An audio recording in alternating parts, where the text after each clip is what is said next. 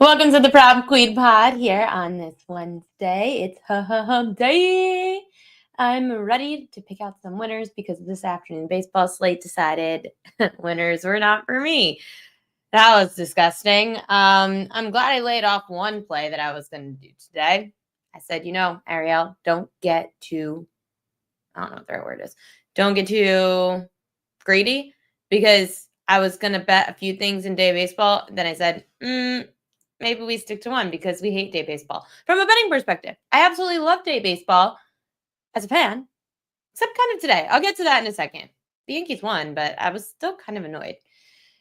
I've got a big show today. NFL draft is tomorrow. For most of these places, you can't bet the draft tomorrow. It's funny how the rules have changed on the NFL draft. When we were able to bet the NFL draft in 2020, you were able to bet this thing up until the draft. Not in all states, but in New York, you could even bet the draft. Now, nothing. New York, no betting the draft. I have to go over to Jersey Books to look at some draft props. A lot of books off the board, so if you want to bet the draft, bet it tonight if you haven't already. Gianni the Greek's going to come on at 5:30 p.m. Eastern time and tell you why you missed out on probably a ton of lines. I'm sure Gianni's going to tell you some lines that are overly juiced, but to probably bet them. Gianni the Greek from WagerTalk, he's awesome. He knows where all the sharps are betting in Vegas. They call him Vegas Runner for a reason. Thor Nystrom coming over, and he's from FantasyLife, Matt Berry's FantasyLife. He's going to talk NFL draft as well. He bets the draft, so he's going to give us some of his favorite plays I spoke to him last week, so hopefully we haven't really missed the boat on some of these, but I'm sure we will. Jaylen Brown's day. Yeah. Again, this one is just so freaking annoying because we just need to know about Jason Tatum. Is he in? Is he out? The NFL is just so annoying like that. They don't tell us anything. It's like, dude, no one cares that much. No, I'm just kidding. I mean, the NBA, it's all a ploy. They obviously want to make sure, we try to be at a disadvantage or an advantage. Guess what, Celtics? Whether Jason Tatum plays or not, I'm prepared as a bettor. The Heat are going to, or excuse me, the Orlando Magic are going to be prepared. I just want to know. I just want to know.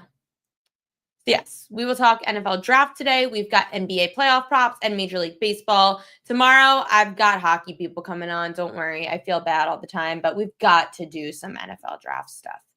Last night, We're a Prop Queen newsletter was right. Make sure to go subscribe to the Prop Queen newsletter at thepropqueen.com. Premium subscribers get the morning newsletter. Then you get the afternoon newsletter. If you're basic, you can subscribe for free, but you don't really get that much. I just try to give you all the information I can. I don't bet all these. This isn't why it's not a pick service. It's just giving you all the prop betting edges that I have on the day. You know, when you leave things off your card and they hit, a lot of stuff on here, I leave off my card and it ends up hitting. So congratulations. If you bet, a royal lock yesterday was Edward Cabrera over 5.5 Ks. He had 7 against the Reds. The Reds strike out a lot. Just remember that. Padres right-hander Nick Pivetta went under his 6.5 strikeout prop. He had 6 against the Tigers. Tigers not striking out much this year. Keep that in mind. Remember, this prop was 5.5 2 nights ago, like when it opened, and then yesterday went up to 6.5. I said that 6.5 is way too high. I would not have bet in under 5.5, 6.5, under. It hits with 6. Brian Bayo, he started for the Red Sox yesterday. He went under 4.5 strikeouts with 3 against the Mariners, who also are like the Tigers, struck out a ton last year. Not a lot this year. That's where we're finding edges in the strikeout prop market because the book hasn't really caught on to these lineups yet. I can't believe we got here on this one. Cubs Southpaw. Shota Imanaga went over 5.5 Ks with 6. I was watching this one on my iPad. I was ready for him to get pulled. Imanaga looked terrible again. I'm probably not going to bet Imanaga again for a while. He just got over this. I know that it's a tough matchup with the Dodgers. Imanaga has not looked good the way he did last year. The only NBA play I won yesterday was Giannis Antetokounmpo continuing to destroy the Indiana Pacers. He had 34 points on a 32.5 points prop. Second straight game that Giannis has gone over his points prop against Indiana in this series, so that's a lot of fun. Keep that in mind. The NBA has been crushing me, though. I freaking hate this sport in the playoffs. It is just horrible, and you'll see why. First off, Guardian starter Tanner Bybee did not go over his 5.5 strikeouts. He had just 5 against the Yankees, just like I wrote in the newsletter yesterday. I wasn't going to probably bet this because I was nervous that Bybee, who gives up a lot of home runs, was facing the team that hits the most home runs, the New York Yankees. That's what happened yesterday. So Tanner Bybee did not go over. The Seattle Mariners, they did not cash in on their fishy line. They got murdered by the Red Sox 8-3. In the NBA last night, Rudy Gobert still is not going over his rebounds. So we are done with Rudy Gobert. I'm sure now he's going to go over it, but he did not get over 10.5 boards. I guess I should just be careful of this prop fishy line. Gobert is usually a 12.5 rebound prop guy. Now he's only at 10.5, so the books obviously know it's over. Jaden McDaniels, unfortunately, Jessica, we did not hit the over 11.5 points. He had just 8 last night against the Lakers. Ugh. Again, I freaking hate the NBA playoffs. I like the NBA playoffs to watch. It's fun, some games, but I can't. The prop betting is just brutal. Brutal. The one miss, Jessica. Well, if you got more today, let me know. I've got a few things. I don't love it. I'm not confident in the NBA right now. Storylines are great. I love looking at quotes and stuff. I've been trying to bet that way, but it is so freaking hard. And Sean Michael, not for Knicks fans. Yeah, that was brutal too.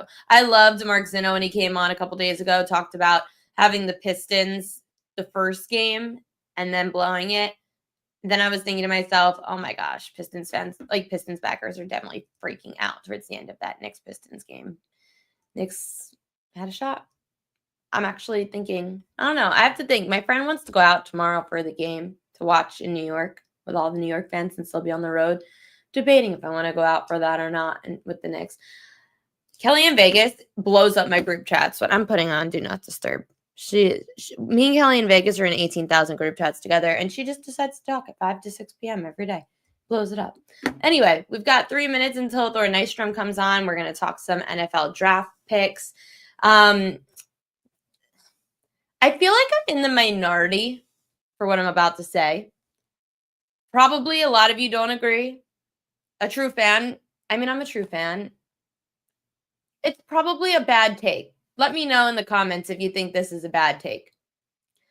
When my team plays a game, the Yankees. I was really excited for the Yankees to play at 1 o'clock today. It's kind of a distraction from your day. It gets you through the afternoon.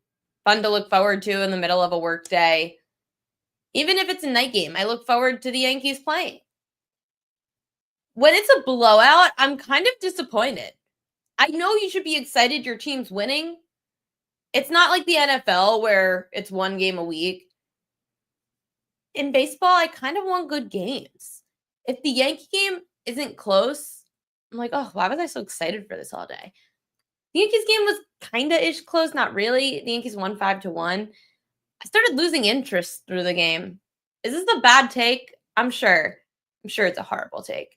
I got a little bored today. That's all. And I wish that I wasn't as bored during the Yankee game. I wanted a little excitement in my life, I guess. Maybe my life's not that exciting. I don't know.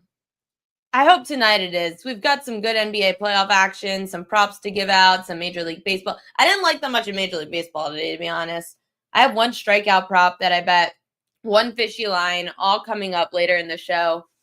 And we'll see if any of them, maybe that's the excitement of the night. Sean Michael says, you think that way now until the Yankees play good teams and lose. Jessica Brand says, your life seems fun. I love your Kelly Pam trip photos. Wish I had friends like that. Here's the thing. The Yankees playing good teams and losing is not fun either. But the Yankees playing and blowing out teams, you're interested until the blowout happens. Then what did I wait and was all excited for tonight? That's my problem. Yes, I actually have I wasn't going to break this news. I have exciting news personally, though. My life's about to get kind of exciting. But I don't know if I should share it yet. I want to kind of wait until it actually happens. I get very superstitious. Are you guys in the chat superstitious? I'm superstitious. Okay, I'm waiting for Thor Nystrom to come on. He should be hopping on any minute, and we could talk some NFL draft stuff. We could talk some NBA for a little bit while we wait. These are the numbers for the Boston Celtics without Jason Tatum. there were only 4 games this year where Jaylen Brown and Kristaps Porzingis played without Jason Tatum.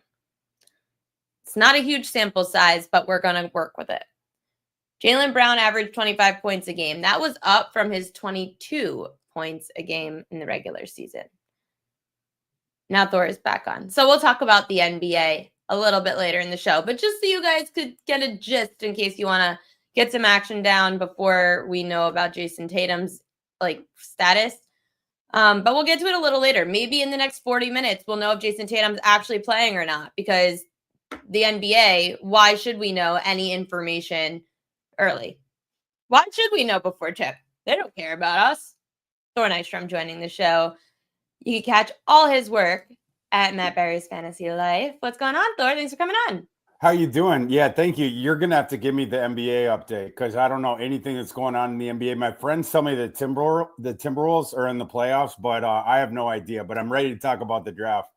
Yeah, we need to talk about the draft because I'm very intrigued by betting the draft. It's changed a lot over the last few years. Now, I bet the draft when it was our Super Bowl in 2020. It was a ton of fun because we had a ton of markets. The books needed money. The books wanted action. We had nothing going on in COVID. Now, the books have just completely taken everything from us, Thor. How have you been able to dissect the market? It's first of all, that's a great point. And second of all, I have to make mine about the Zoom draft. I missed the Zoom draft. I stand by the Zoom draft. I wish we could have the Zoom draft more often. The one that we got during COVID, it was super fun. And you're mentioning all the different props, made it nice as well. But bring back the Zoom draft. I love that. We should. I just feel like, too much information to be leaked. The GMs probably hated it. For sure they did. Yes. The war room's kind of cool. I mean, I would love to be in a war room one day. That'd be the spot. That would definitely be the spot. But yeah, we had Cliff Kingsbury in his magazine, spread, and they showed him. Who had the dog? Oh, it was Bill Belichick with the dog. That was Belichick with the dog at the computer. You had Mike Zimmer was in some kind of hunting lodge. It was like he was in the middle of Jumanji. It was with all the animals around him, and it was a crazy draft. A lot of, and then you had Uncle Roger Goodell drinking down in his den on live TV. So it was something. The Godfather, Roger Goodell, in his fireplace basement. It was pretty epic. I feel like Shedeur Sanders and the whole Sanders family at this point, even if it was COVID, would have thrown some kind of party. Definitely. Which we would have been invited into. I don't know what kind of venue they would have rented out during COVID or whatever, but we would have gotten something cool for sure. We'll see if it's cool wherever he goes in the draft because I'm looking at BetMGM and for Shedeur Sanders right now, the favorite is still the Steelers at plus 150, then the Browns, the Giants, the Saints, the Raiders. Of course, he's one of the biggest names in the draft. Now that we're a day before draft day, where are you thinking for Sanders? Can you give me the odds for the Giants and the Browns on him? So Steelers plus 150, Browns plus 220, Giants 3-1. Okay, yeah, I would wet my beak on the Browns and the Giants, and more confident in the Browns. But the Browns also got eyes for Jalen Milroe, so that's sort of my hedge there. But they have plenty of ammo. They are going to move up from their second pick for a quarterback. Might just be a slot or two for Milroe if that's the way it ends up going. But I sort of think that the Giants and the Browns are going to come out of this thing. One of them with Shedeur, one of them with Milroe.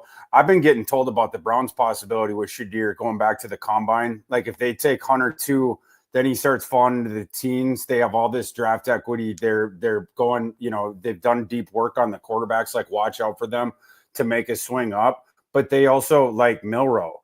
They never considered taking the quarterback in the 2 slot, but they're pretty interested in this quarterback class. And I think they got a couple different options. Dable, switching over to the Giants now. Dable, in his system, Shedeur would be a really good fit. I don't know that Milroe is as good of a fit. I know the system Milroe is a fit for. In fact, it's the only system we know he's a fit for. It's the Browns system because the offensive coordinator is Tommy Rees, Alabama's offensive coordinator in 2023. But as far as Shedeur Sanders goes, he is a really good fit for Dable's offense. because of the quick timing accuracy concept, short and intermediate. That's what Shadir Sanders is really good with. So, if I in my mock today, I had it switched around my 2-round mock, but gun to my head, I would say Cleveland, Milroe, Giants, Shadir. So are you thinking over 2.5 quarterbacks in the first round? I am, yeah. Yeah, I've switched off of that, and if I can get the alternate market where it's over 3.5, I would be curious what the odds are on that, because that might be worth a sniff as well. Yeah, I'm hearing a lot of people thinking that we're going over 2.5 also. I wish I memorized this prop board, but I'll go to the wide receiver market because that one still looks somewhat bettable. I've heard from a few people that they've got the wrong receiver favorite at McMillan. Matthew Golden's plus 135, Ekbuka 20-1. So it's really just, is it Matthew Golden going number 1 wide receiver? If it's not Travis Hunter, we're taking Travis Hunter out of this. Right. Yeah. For me, the golden bet there, he would have to be at 2-1. I think that's where you could wet your beak, with it close to the even money. I do think it's going to be McMillan. But I think Golden's got a shot, but again, I couldn't wet my beak on that unless I was getting 2-1. I also couldn't bet McMillan probably where his odds are right now, but yeah. When it comes to getting with all the trades that go on during the draft, that's where it gets really tricky with betting the draft and having to figure out who's trading to where, if there's going to be any. Felt like fortunately back in 2020 when we talked about the Zoom draft, there weren't too many because it got so complicated. Now that we're back to normal, how do you really think about, okay, I'm putting this in my mock, but maybe this team's going to trade and that's going to mess up my whole mock? Yeah, I this time I veered the other way. It's like George Costanza, and where usually I don't do a lot of trades and mocks. I did a bunch in my last one, and I'm probably going to be wrong, but everyone always is every year anyway. And this year, I actually think there's going to be a bunch of trades during like the draft in general, but in the first round in particular. This spring, we have had sort of an eerie quiet around draft pick transactions. I believe every team has their first round pick. Both of those things are very different than your general draft year. And I think it's attributable to two things. You don't have the elite quarterback class, and then you only have the couple sort of universally agreed upon elite non-quarterbacks. Right. And so, in other words, you have less sure, spots on the top of the board. You're filling out your bingo card of your mock draft. You have less free spots. Right. And I think for NFL teams, the way that manifests is there's way more paths that this thing could go. Right. Like if there isn't which is why it's so frustrating. They took draft position props away from us at most books. Annoying as heck. Yeah, and I can't go on the domestics. I can only go off. I was talking about this with someone last night or the night before. It's so annoying because throughout the spring, I'll see some of the odds on the domestics for the draft props, and they're way better. And then my stuff it's always days late or a week late. At the beginning, it took the longest time for them to even drop them. We need to get together and just legalize this thing all across America, and then we all get the same. Well, the books, it's really a lot of it too. The books don't want to do it. I was speaking to Mike Palm at Circa. I was talking to John Murray at the Superbook in Vegas. I was talking to people there was one other book I was out in Atlantic City, was talking to some odds makers out there. They don't want to even they don't even want to book it. They don't want to take action. Some of them will. Circa, who takes all the biggest bets in the country, have limited themselves to 21. 21 bets. That's it. It's pretty interesting. But yeah, I mean, it's a market where you can get information, of course. And obviously their fear and probably something they've experienced in the past is someone who gets word and then goes and lays the hammer. So yeah, I mean, I feel like we get so much information the weeks leading up. That's when you have to look to place your bets. Today into tomorrow, I don't believe anything. For sure. Yeah, I mean, we got some wild stuff floating around, right? What's the most wild thing you've heard? people want to make Tyler Shuck a first rounder. It's like I spent the 6 years before last year. I spent with Tyler Shuck, right? Tyler Shuck, a 3-year bust at Oregon. They wanted him to be Justin Herbert. He wasn't Justin Herbert. They benched him after 3 games. So that was 3 seasons. Then at Texas Tech, it was 3 seasons. Then it was season-ending injury after season-ending injury. And then in his 7th year, he breaks out for Jeff Brom, like who's this super underrated quarterback whisperer in this advantageous offensive system. It's like, great, you stayed healthy for 1 year, and you played well for the quarterback whisperer. This guy now is a 26-year-old. Now he's a first rounder. Get out of here. So that's probably the craziest one. There's been some crazy trade ones bandied about, but I actually think we're going to see some crazy trades. I think we're going to see some like big swings up, both. Well, one team that was exploring it is the 49ers, a move up. The 49ers got all kinds of ammo. They're one to monitor. The Bears, that one's come out today. They don't have as many picks like in the aggregate, but of course they have 10. And then you have 2, I believe top 51. They have, it's like 49 and 51. They have 2 in the second round that are like right next to each other. That's pretty good trade ammo, right? I mean, they have enough to swing up to 5 if the Jacksonville Jaguars are willing to move back, and that would allow Chicago, of course, to snipe Las Vegas for Genti. But that one is within the realm. In fact, it's probably being discussed as we speak. I'm not saying that it's going to be done, but some of these non-first round prospects they're trying to toss into the first round is more what amuses me. Everyone's throwing off everyone. Total running backs drafted in the first round. Overs at plus 180, over 2.5, under 2.5, minus 235. We don't normally see a lot of running backs go. So are the odds right? I do think they're right. Yeah, because I would lean towards 2, but the puncher's chance at 3, I think that's reflected in that juice. I do think that those are fair. I mean, that's right around, like if I had to peg the percentage of 2 against 3, the implied odds would come out pretty close to what that is. So you have so many bets on the board, if you have a domestic book anyway, that I would bet something else. So I'm going to try to see if I could get this. I'm just snapshotting the odds right now, and I'm going to throw in some odds for players to be a top 10 pick, and I'm going to have you tell us. Let me see if I can add it. 1 second.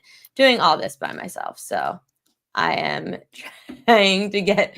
I'm like, oh, I have a good idea. I love it. Nope. 1 second. I'm a NFL draft analyst. This time of the year, I know what it's like doing. Wearing everything all the hats. Can you see that okay? I can. Okay. This is to be a top 10 pick. Out of these, of course, we're not talking about, heavy juice, but anyone like down there on the list that you think could sneak in at the top 10 that has some value? McMillan is interesting because I think there's the possibility of Dallas trading up, in particular, to get in, whether it's probably not the 10 slot, especially, well, after Jacksonville potentially, but you could trade with New Orleans there too. I think that's in play. Shadir it's just so hard with Shadir. We're not getting good information on Shadir. So it's just hard to tell what. Are you concerned with Shadir, by the way, about the interviewing concerns that have been expressed? No, I'm not.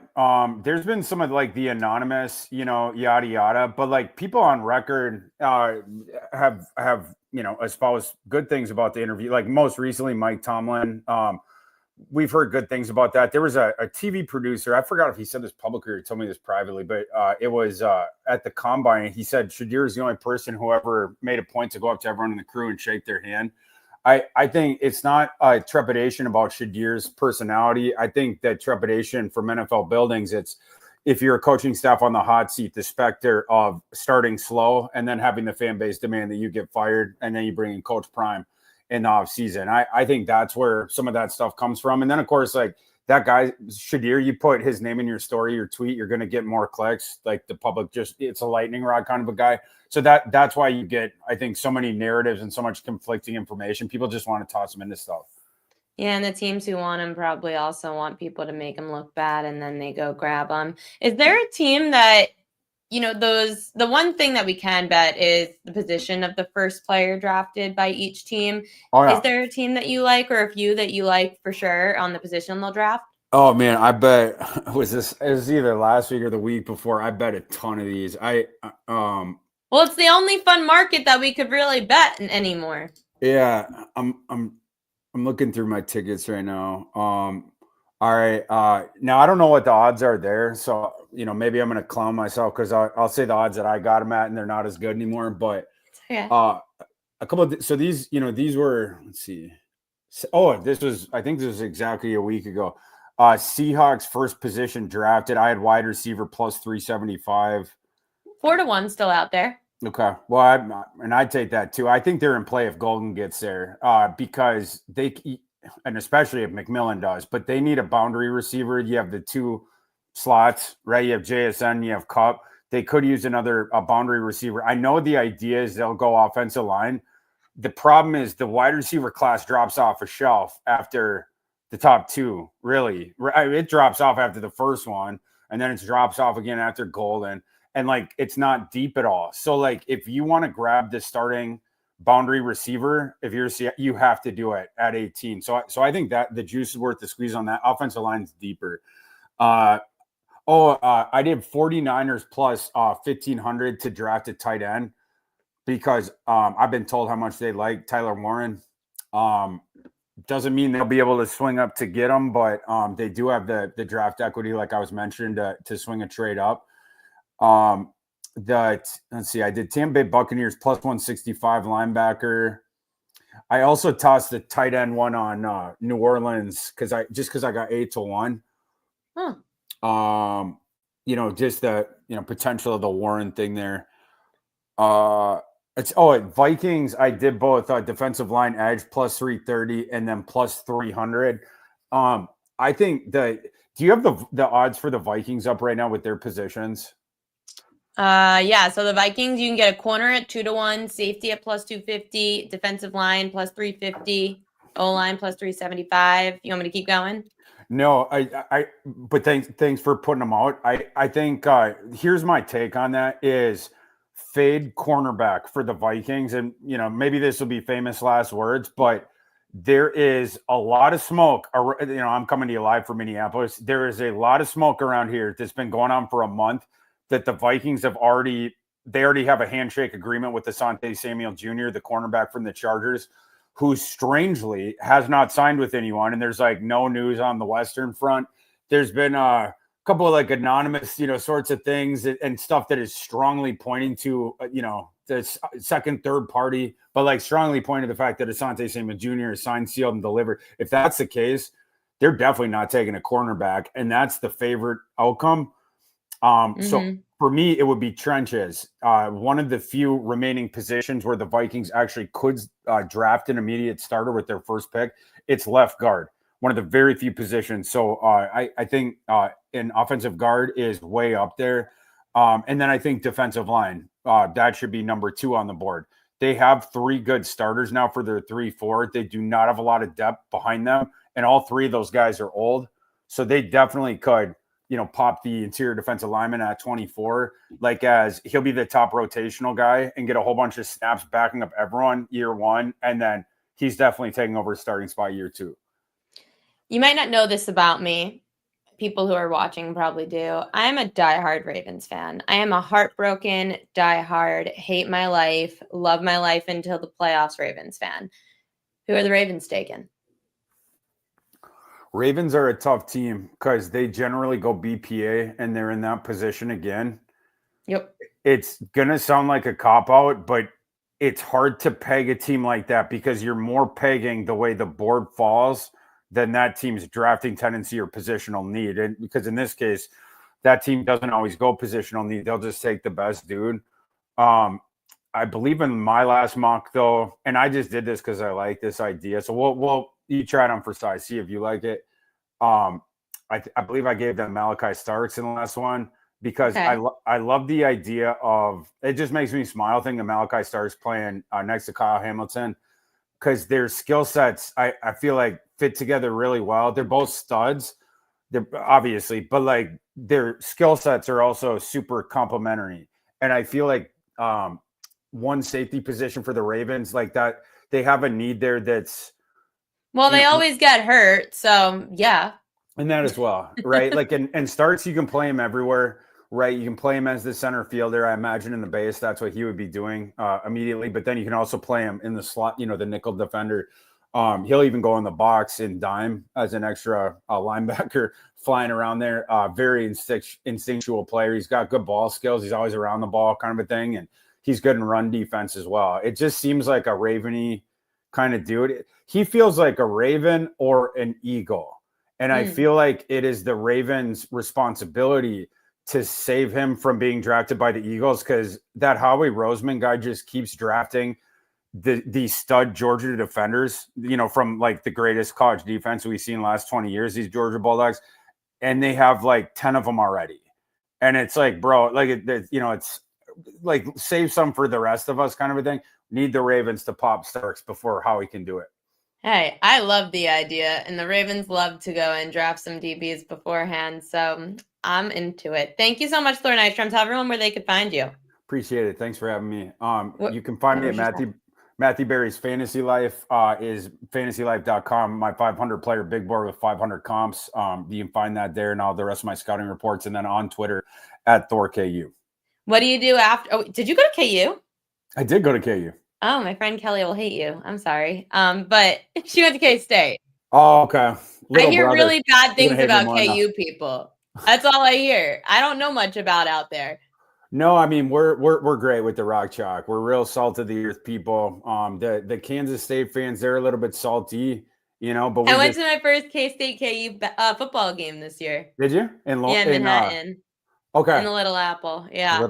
The Little Apple. That's good. I like that. Well, I'm from the Big Apple, so it was like the easiest way to learn about these things. That's huge. Yeah. I've never actually been to Manhattan outside of just driving by it, but like in undergrad, saw plenty of those Kansas State teams coming to Lawrence, and we always had a good time. That was back when Ron Prince was the coach. Josh Freeman was the quarterback for Kansas State back then. We had this little pint-sized quarterback back then, Todd Reesing. It was like 5'10", but that was when my undergrad senior year, Kansas basketball won the national title, won the Final Four in San Antonio. And then 3-4 months before that, we won the Orange Bowl in Miami. That was Mark Mangino. Aqib Talib was on that team, Chris Harris. So rock chalk forever. I bet. The Kansas Jayhawks, I guess. I won't tell Kelly I had you on the show. Thank you so much, Thor, for coming on. For sure. Thanks for having me again. And say hi to Kelly for me. Say a rock chalk for me. You got it. Okay, joining the show now. And for anyone that doesn't know him, I'm very sorry you don't know him, because he's been a good friend of mine for many years. One of the first people that I really, really learned about sports betting from. Also, the difference between what Thor Nystrom just did and what this man's about to do. Thor is like NFL draft, makes his own mock draft kind of guy. Gianni knows where every smart sharp is betting out in Vegas, in the world. He knows where all the smart money is coming in on. So we're not going to just talk about, oh, Gianni, who do you think's going there? Who do you think's going there? We're going to say, Gianni, who's the money on? Show me the money, Gianni the Greek. We are so excited to have you on the show. Thank you so much for coming on. Thank you for having me. And what a great intro. I appreciate it, but you've run past pretty much everybody, Ariel, and well deserved. You've worked harder, honestly, than 99.9% of the people in the sports betting industry. And that's why you're sitting where you're sitting. And honestly, I couldn't be happier and prouder to watch you just continue to grow. Seriously, you've done good work, and like all well deserved. That's why we say continued success ahead, because it's just the beginning, just starting out. The sky's the limit. Thank you, Gianni. I appreciate it. It's a dream. It's a dream come true to be able to do this and rep the Prop Queen name. We get to do 2 shows together, by the way, this week, because we're going to be on WagerTalk together. I love it. A little bit around, I think like 11 Eastern on Saturday. You wake up early out in Vegas. 8 a.m. I do that last call. 8 a.m. So that means I got to get up so much earlier, but I'm already up. You know what I mean? That's true. How early do you wake up to get how early do you wake up? honestly, if I'm not out of bed by 5:30, something's wrong. But this is my problem with Vegas. So, of course, I know when you get the games out in the Pacific Coast and you don't have to worry about games being so late in the day like we do here on the East Coast. What I don't love about when I'm out in Vegas, if I wake up at my normal time, I've missed the boat on like everything. That took a while to get used to when I first moved down here from the East Coast, like having Sunday Night Football end by 7:30, 8 at night, having Monday Night Football end early. But then you start to get used to it and you kind of like it because you're not sitting there till midnight, 12:30, some of the games that go long. So it's you've got to be up at 5:30 so you don't miss any good numbers in the morning. Yeah, that's the negative. But I don't have a problem like getting up. So that's a good thing for me. I don't really have a problem getting up, but you're absolutely right. It's like you work longer when you're on the East Coast because I fly out there a lot and I end up working a lot later. So I'm not kind of used to that because I finish up earlier here. But being able to sleep in and not having the race to your laptop because you're like, dude, I know I'm missing numbers. Your phone's pinging. And it's like, everything's so time sensitive these days because especially when you have a day like today, we had a baseball game at noon Eastern time. That's crazy on a Wednesday. So early in the morning. Why are you wearing a 49ers hat? Are you a Niners fan? No, you know what? Because I'm like, we're doing NFL draft. It was the football hat that was behind me because I had a Boston Red Sox hat on earlier, and there's no way I'm jumping on here with a Boston Red Sox hat. They won last night. Oh, that's true. Yeah, I mean, I get it. Thank you. Because not only do I hate the Red Sox as a Yankees fan, but I had them as a fishy line last night, and I liked the other side, and they ended up murdering them. So it's out of respect to you that I came on with the Niners hat and actually bet them last year on a future when they were like still 2-2 because on paper they were still like one of the best teams and I was getting really good odds. Kelly had the under on their win total last year. Should have listened to her. Those injuries got that team. Once the injury bug gets you in the NFL, it's hard to live up to expectations. It really is. Let's talk about the injury bug because there are some players in the NFL draft coming up tomorrow that have some injury concerns. So what action are you seeing on some players that maybe like, oh, people shouldn't be so concerned about them? Well, here's the thing. Here's what I'm going to tell you that I've learned most betting the NFL draft. I've had good success betting the NFL draft. You and everyone else. That's why the books won't give us options. Exactly. And the limits are so low. I tried to bet a one yesterday through like a book that I have it's a, off-screen book, gives me about $2 limit on most things. It was a $50 bet. Like I put it in for a nickel, I swear to you, and it said $50 limit yesterday. And I was like, 50, that's like, well, I'm not trying to bet like American Idol. When was the last time that you bet something like for $50? I still did it. I still bet it. I still put it in. That's the sad part. I don't like a parlay, maybe like a 15-team parlay, but I'm like, I'm still going to do it just because I had to force a habit to fire. What I've learned the most, honestly, I think most bettors in the draft get in trouble by trying to outsmart themselves. By trying to play psychic, and you just can't do it. Like, again, it's nice to be right, and especially if you go out on a limb on a long shot and it feels great. But more times than not, you're not getting great odds, true odds, and it just doesn't play out that way. Again, it's great when you pick that 50-1 shot, 30-1 shot, nobody else saw it going in the 5 spot or something like that. But it's really rare, especially the later you get towards draft night. Like I've learned to trust the betting market because the betting market, especially the sports books, like we all have opinions, kind of like the college football. When you look at the rankings, the only reason I pay attention to them is to see where I think the inefficiencies are going to be, like where they off, because it's a popularity contest. If you're undefeated, you're in the top 10. Regardless of on paper, if you'd be a 30-point underdog to the team, 3 slots above you or even sometimes below you. But the betting odds don't care. Like the sports book, they're going to back their opinion with money. It's not with a vote. So if they know if they make a mistake, there's a bunch of killers out there that are just waiting for them to make some kind of mistake and overvalue or undervalue a team. Which is why at like Circa, for example, we have 21 markets. That's it. Exactly. That's what ends up. So you have to trust it. Like, again, a lot of the value starts to get extracted. Like we've seen a lot of these line moves significantly already. Which But ones? that means here's some of the ones like Travis Hunter, for example, going number 2. Just as easy as last week, you could have got minus 300. Not even last week, days ago, minus 300. Now he's minus 800. He's going number 2. Like, you know what I mean? Like the market all but confirmed it. I get it. Most of the value's been extracted when that's the case, but you have to trust it. When you see a significant move like that, move on to the next one.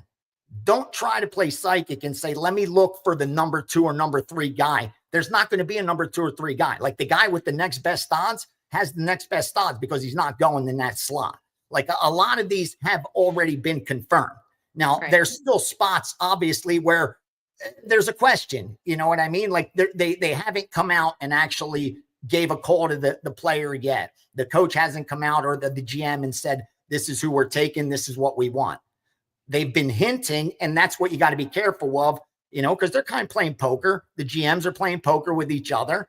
They want to, not tip their hand too early, especially if they're a little further down on the draft board and they got an idea this team's looking for a tight end too, but we're hoping they pass and we get them. So they play a little bit of poker. But for the most part, once the information is confirmed, you have to trust it. Like you really do. And that's when it's either you think there's still some value there and you could take advantage of it still, or you got to just move on to the next slot. Because the mistake that I've seen a lot of recreational bettors make in the draft, Ariel, is kind of like what they do in the props in the Super Bowl, where they want to put up a little money to win a lot, and they're afraid to put up a lot of money to win a little. So they're chasing those long odds, and they're comfortable laying 50 to win 500, but they're not comfortable laying 500 to win 50. Right. Where the professional bettors look at it as the opposite. Like UFC. Exactly. If I'm going to make a 10% return on investment over a 15-minute fight, I'm going to make a 10% return on investment. The number is irrelevant to me. It's what is my ROI on that bet? And I think that's the advantage that more here's where I ask you though, Gianni. Please. At UFC, your limits are probably way different than your $250, $200 limits at like for the NFL draft. How do you approach that differently? When it comes to the UFC, here I've learned that you don't have to be too early. Okay. You don't have to be first. Obviously, you don't want to be the last guy betting it. You never want to be, buying the top and selling the bottom, like they say in the stock market. But you don't necessarily need to be first, especially when the limits are lower earlier in the week. A lot of times I've waited till later in the week, knowing the line's going to move a little bit and I'm not going to get as much line value as I would, but I'll be able to compensate for it by being allowed to place a bigger bet. Where earlier in the week, if you're placing, you have a smaller limit, you're tipping your hand. If your account's already, when it comes to MMA, a couple of accounts that I have at different places, I know they're marked. As soon as it bets, the line moves, the board follows it. It's painted across the board, and you just kind of eliminate it. That's why, most of the stuff we're doing is we're looking for off-screen books to bet off-screen. I mean, I bet for different groups and I get it all the time. Don't bet this on screen. Don't bet this on screen. Because the line's going to move. They're not going to be able to get down. To get around that is waiting till later and later. And it's even with the draft. You're going to be able to bet a lot more money tomorrow than you can today. Now, granted, you may have to lay minus 400 instead of minus 250, but now you could bet a lot bigger if you think at least that, the implied win probability should be greater than minus 400. They should be minus 600. Then I think it's worth waiting. It really is. And if anything, you're just getting even more confirmation because, again, the market is very efficient when it comes to the NFL. There's a reason you could walk in off the street in Vegas at 10 in the morning, walk in any casino with a brown paper bag with $100,000 and bet on an NFL game. And they're going to take it and not even move the line a half a point. But try to go in there and bet a baseball total today for $2, and they're going to have to get authorization from 15 different people to let that bet come in.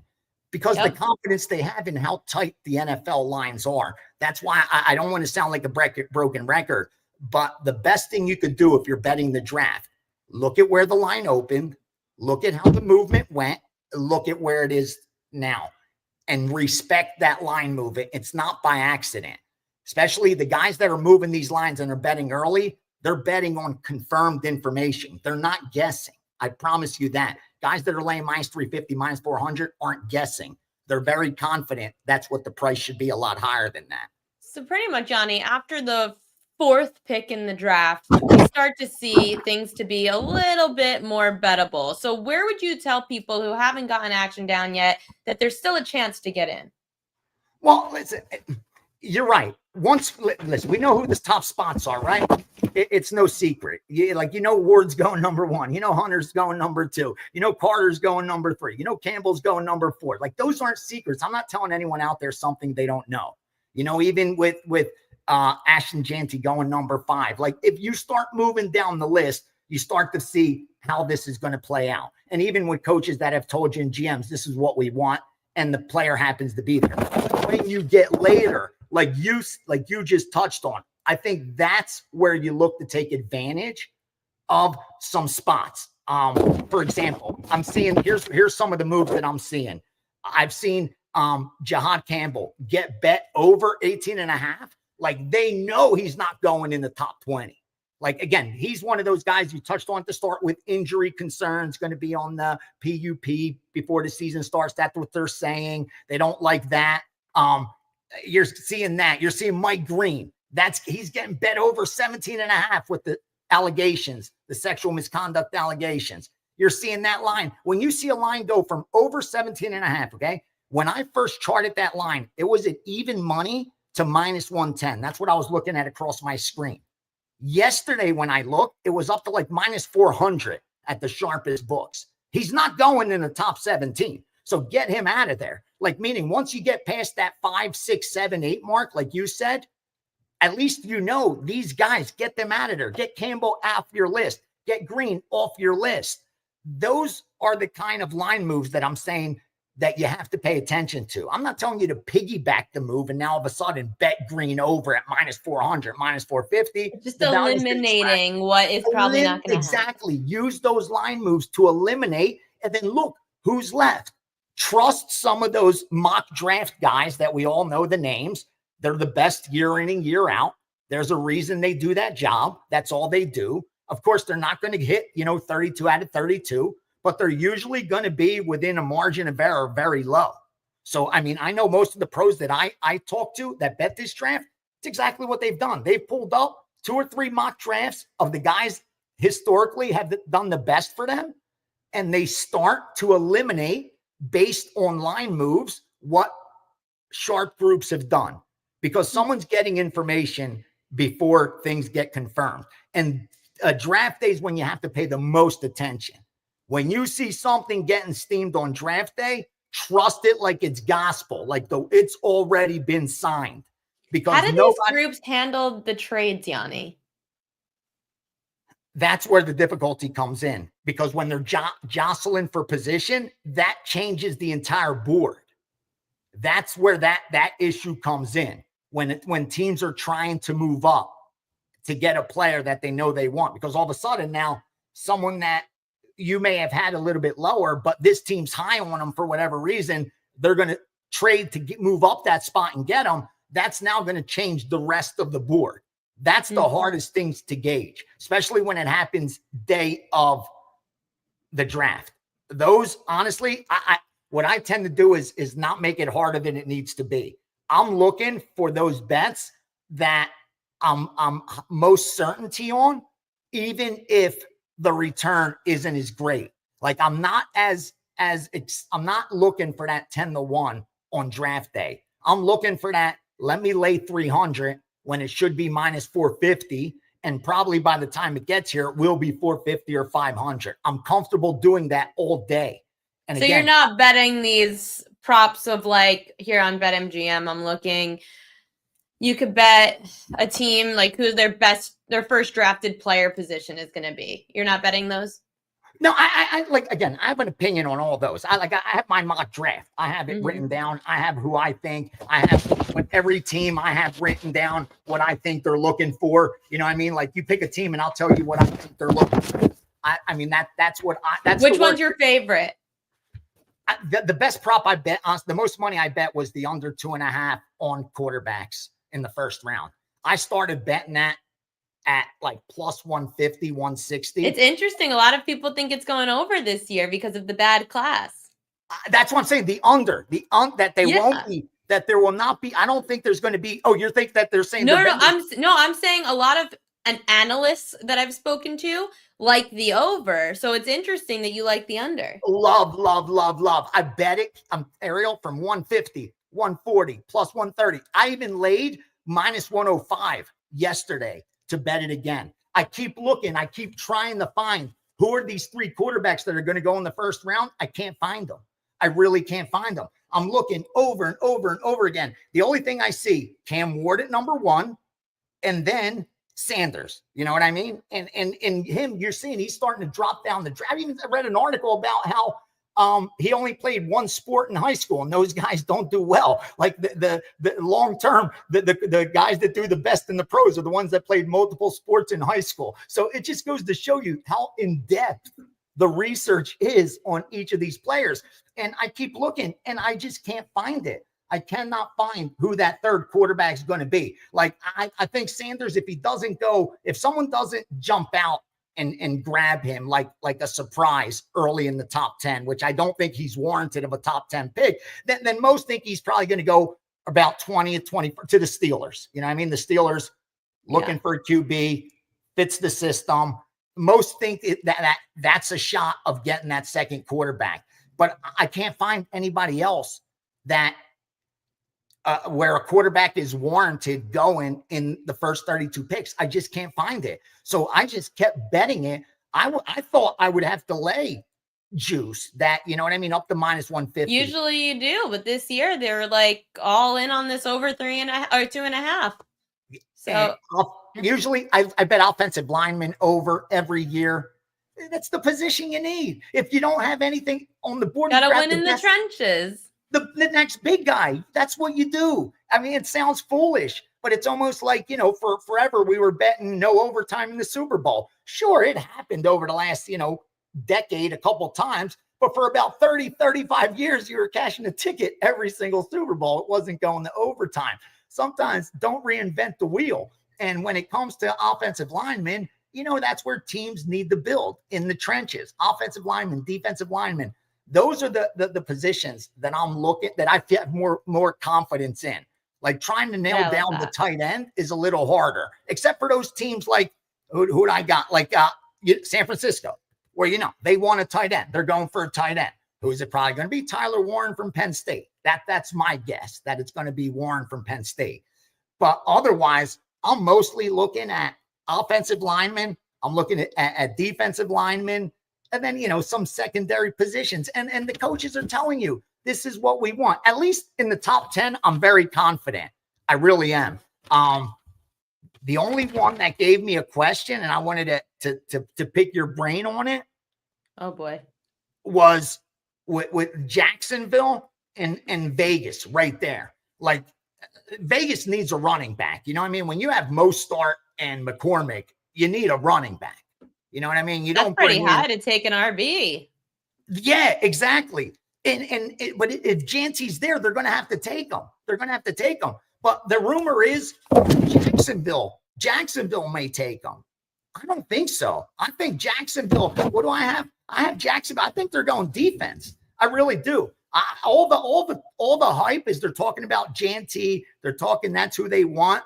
But Gladstone's already told us that's where he wants to build. And the biggest need on that team is the defensive line. So when you look at who's the top 5 defensive guys, Hunter's gone. He's a cornerback. They want a defensive lineman. Number 1's going to be Mason Graham. He's going to go to Jacksonville from Michigan. Like, I think that would be the biggest surprise if that didn't happen. Like, that would shock me. And then once that's confirmed, you unload on Janty behind him. That's what the Raiders are doing. They're not sticking with Mostert and McCormick.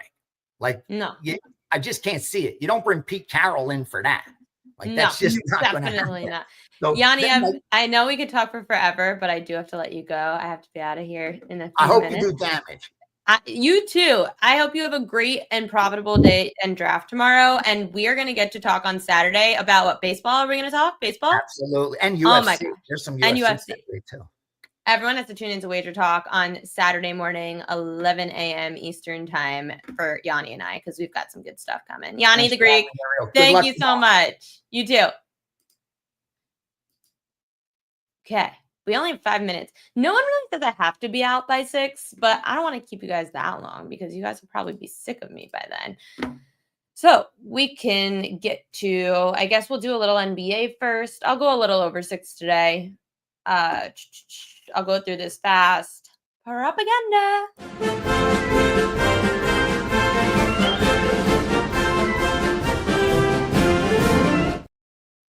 All 3 games in the NBA, most bet on props, starting with Kristaps Porzingis over 18.5 points against the Orlando Magic. Jaylen Brown over assists is what people are mostly betting on. Derek White over points and assists. Derek White over points, and Paolo Banchero over 25.5 points.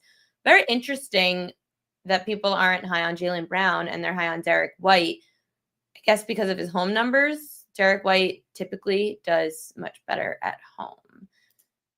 Next, Ty Jerome over 11.5 points. This is for the Heat game. Donovan Mitchell over 4.5 assists.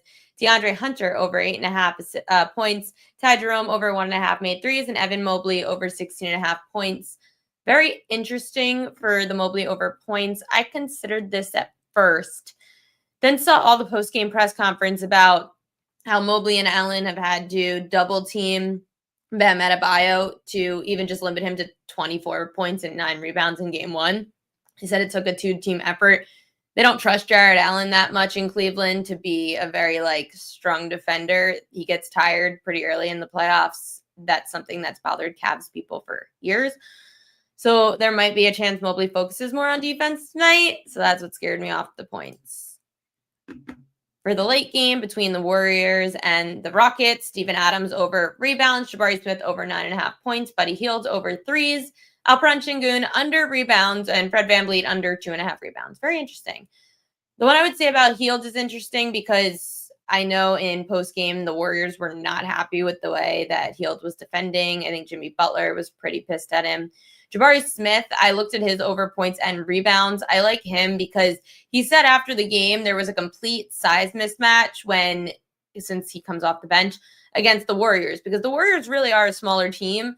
You see the drop in defense when the Warriors starters sit. So their defensive abilities, pretty vulnerable, their defense, when the starters are sitting.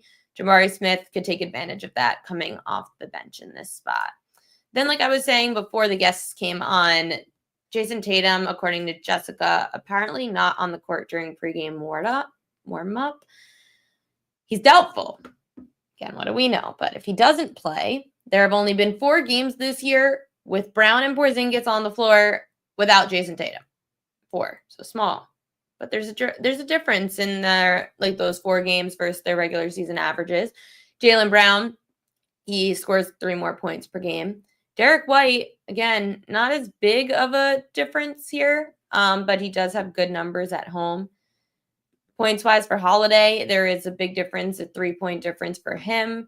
Porzingis, this one was interesting because there's a difference in his averages, but he's only gone over 19.5 points in these spots in 2 of the 4 games. Al Horford, I'm staying away from. His numbers are pretty spot on.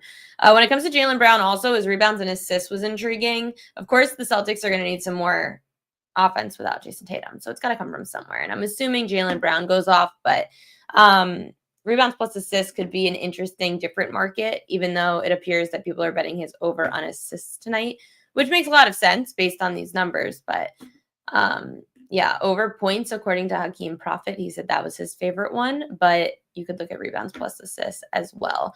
So yes, if you subscribe to the newsletter at thepropqueen.com, you can see this chart and not have to worry about listening to me ramble about it. Can't believe it's 6 o'clock already. More things going on in Major League Baseball. So we've got some batters to watch. This game against Andrew Heaney, revenge. Actually, hold on. This is why I need a producer. That would have segued better into the next slide. Batters to watch. Adolis Garcia, he is not doing well against the lefty JP Sears. Garcia is 4 for 22 with 7 Ks against Sears. Shohei Ohtani tonight. Probably not the best night for him. 167, 2 for 12 against Matthew Boyd. Does have a home run. So just saying, maybe not the night for Shohei Ohtani. This is what I wanted to get to with Soler and Taylor Ward struggling against Andrew Heaney. Andrew Heaney is not a pitcher I like to back. Andrew Heaney is somebody that throughout the years has been a fade, except for tonight.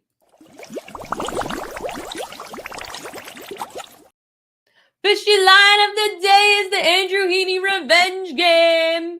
He is on the Pittsburgh Pirates now. This line moved 10 cents against the Angels, despite the public on the Angels. Fishy, fishy. Now, Andrew Heaney, let's see. I've got the numbers to back this up. So he's making his second start at Angel Stadium since getting traded over to the Yankees in July of 21. The Angels, they have a 634 OPS against lefties.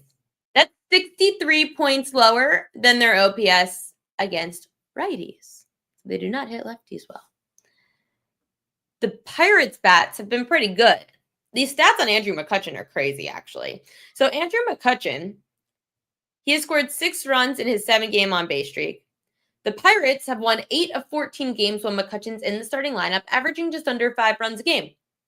When McCutchen's out of the lineup, the Pirates are averaging just under 2 runs a game. It's crazy. The Pirates bullpen, surprisingly, it's the 7th best in baseball with a 3.43 ERA. As for the Angels, 3rd worst in baseball with a 5.45 ERA. Fishy line of the day, Pittsburgh Pirates and Andrew Heaney. It is so disgusting, but that is how we're going. Go ahead. Is that everything for today? Yeah, it's everything. So, best bets of the day, Royal Lux. Oh my gosh, no. Let me try that again. I'm terrible. Best bets of the day, Royal Lux.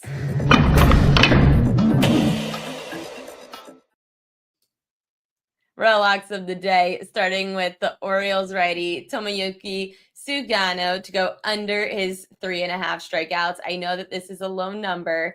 However, he's not gotten much swing and miss this year. Hasn't faced really any teams that have high K rates anyway, so we have a decent sample size.